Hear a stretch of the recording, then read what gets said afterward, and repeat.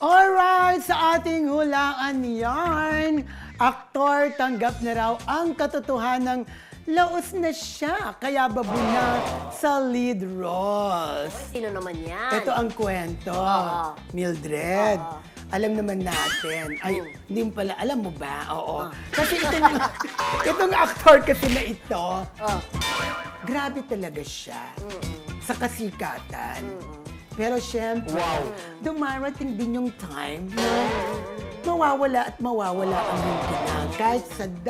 Kahit ang dami-dami na niya mga pinagbidang pelikula, pero dumating na ang pagka-la-ocean deep niya. Oo. Dati kasi, naku, pag sinabi ko ito, baka mahulaan nila eh. Dati kasi, pinapartner siya, wag ko nang ituloy.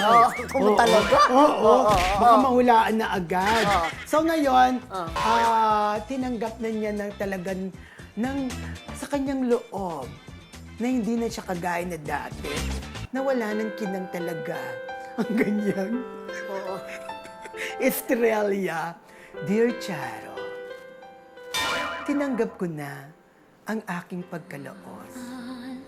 Kung dati-rati ay pinagkakaguluhan ako ng aking mga fans at palagi ako nagbibida sa aking mga pelikula at sa telebisyon, ngayon ay hindi na.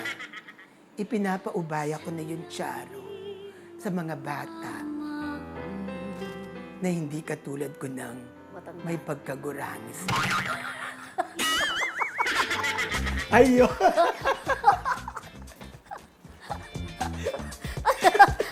So, Mahulaan niyo po kaya ito. Alam mo itong actor, napakagwapo nito ha, sa totoo lang. Sobrang gwapo talaga siya. Oo. correct.